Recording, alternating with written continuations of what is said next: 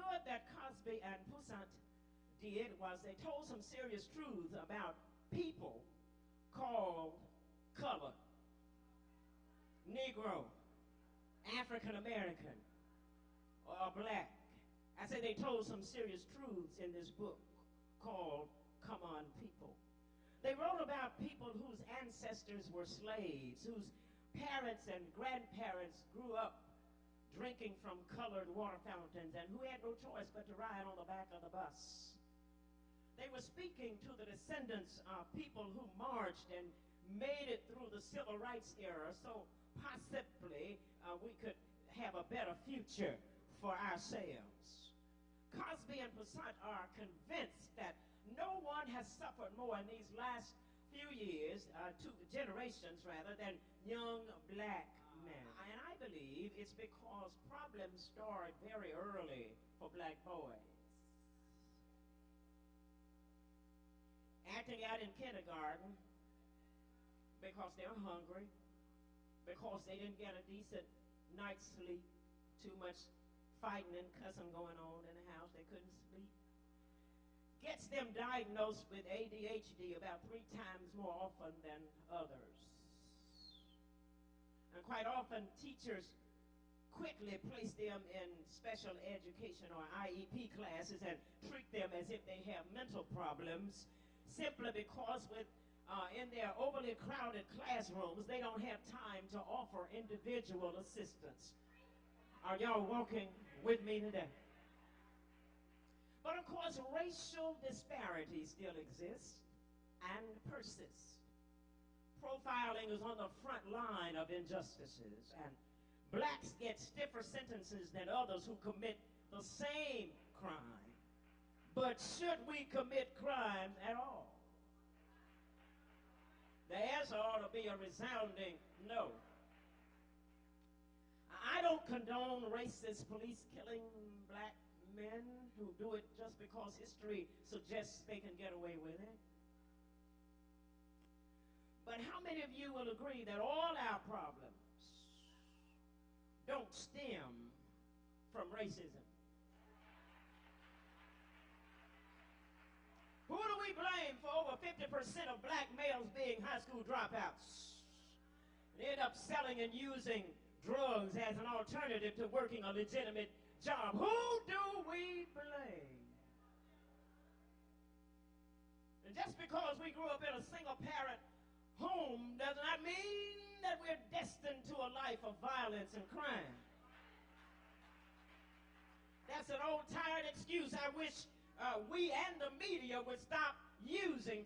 You know, he did this because he didn't have no daddy. I didn't have a daddy in my house. Some more of you didn't have a daddy in our houses. Come on, help me, somebody.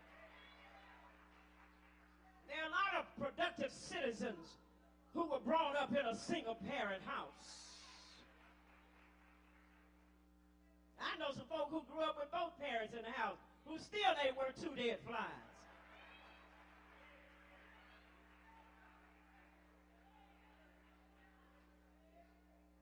That just means it boils down to the choices we make. And it's not just black males. These girls are out of control as well. They have act like they've lost their ever-loving mind.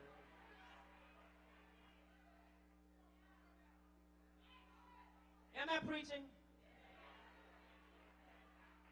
Is anybody as disturbed as I am about the violence that blacks perpetrate against each other? I pray every day that the Lord would soon do something about it. It's not my business, it's the Lord's business, but sometimes I wonder how much longer can this world go on with the foolishness that goes on in it. Cosby and Poussant's core positions are: cherish your children, get an education, speak standard English,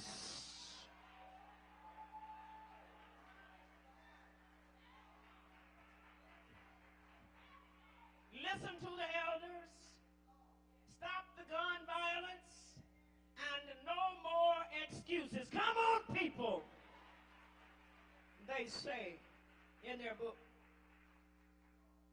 there's another book and another author making a plea. The book, the Bible, the author, God, are saying, come on, my people. You believers of every race, creed, and color, we are in a crisis here, I hear the author saying. But let me help you understand something. A crisis is not altogether a bad thing. You see, just like pain, crises are symptoms that serve as a blessing in disguise.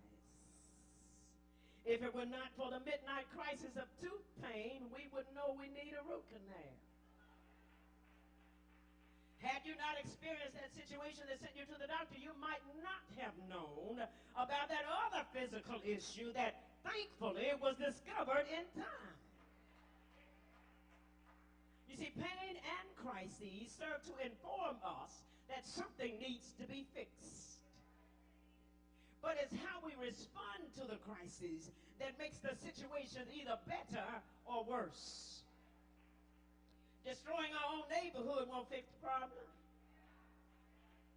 Living so high up in your ivory tower, Charles Barkley, out of touch with people just like you, and suggesting that police have the right to do whatever they want to us is ludicrous. Even though it might seem like it, God is not oblivious to our crises. He doesn't always prevent them right away because crises have a purpose. Are you with me? Crying can't cure crises, but crises can change the way we think. If you think it's okay for your child to hear you on the phone talking about you can't wait to go home and fire up a joint, you take that child to school and you sit on your phone, I just can't wait till I get back home so I can fire up my one. And your child gets to school and gets suspended for sneaking a bag of your weed in his backpack. That ought to alter your thinking. When the doctor says, look, if you want to live, you need to follow my instructions, it ought to change your thinking from self-destruction to self-preservation. Victims of domestic violence who think, I said think, somebody said think, they cannot live without that certain person.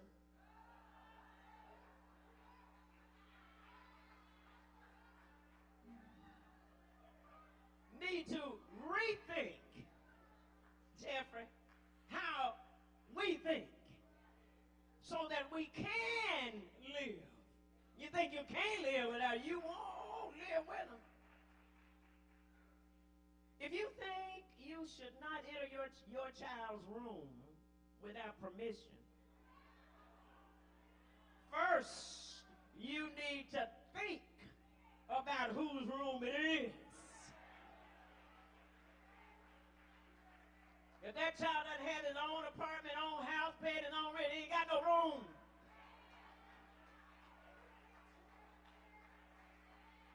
All the room belong to me. All the rooms in your house belong to you. All of them. You let that child sleep in that room, put his little clothes in that room, and little toys or whatever. That room belongs. Pam, there goes.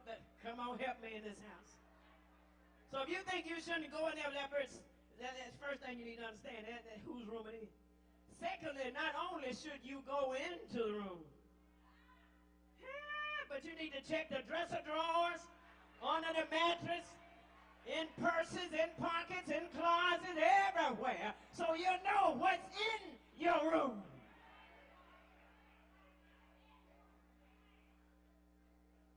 I said crisis ought to alter our thinking.